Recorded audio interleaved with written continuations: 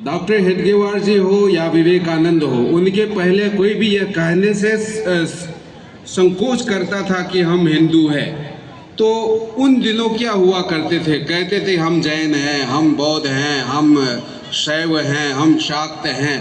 अगर सभी लोग अपना अपना इस नाम से ले करके निकल लेते तो हिंदू कौन रहता? तो पूजा पद्धतियों के नाम पर अगर हम नाम देखते हैं तो विभिन्न प्रकार के यहाँ सैकड़ों पंथ दिखाई देते हैं, लेकिन हिंदू के नाम से कोई भी पूजा पद्धति नहीं है। हिंदू एक जीवन पद्धति का नाम है जो सनातन काल से हमें अपने जीवन की परंपरा के रूप में प्राप्त हुई है।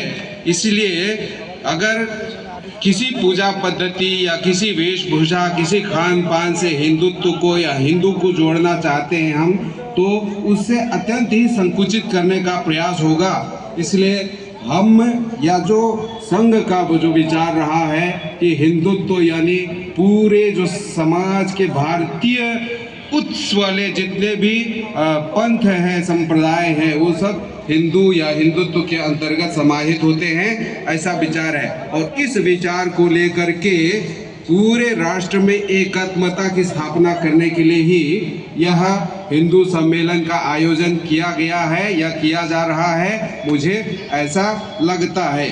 तो हिंदू कौन है? अगर किसी पूजा पद्धति का नाम नहीं है, किसी पंथ का नाम नहीं है, तो हमारी जो प्राचीन परंपराओं से, वेदों से ले, चाहे उपनिषद से ले या स्मृतियों से ले, जो हमारे संस्कृत में ये कहा जाता है कि एकम सद विप्रा बहुधा वदंती, यानी एक ही सत्य है पूरे संसार में और उसको अलग अलग ढंग से व्याख्यायित करने का कार्य जो है समझदार लोग या विद्वान लोग करते हैं।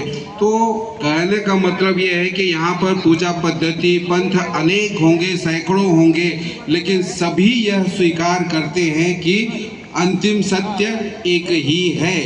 तो यह विचारधारा है जिसमें किसी प्रकार का क्लेश या किसी प्रकार के गतिरोध की भावना नहीं है। आप अपने रास्ते चलिए, मैं अपने रास्ता चलता हूँ, मेरी पूजा पद्धति मेरी है, आपकी पूजा पद्धति अपनी है।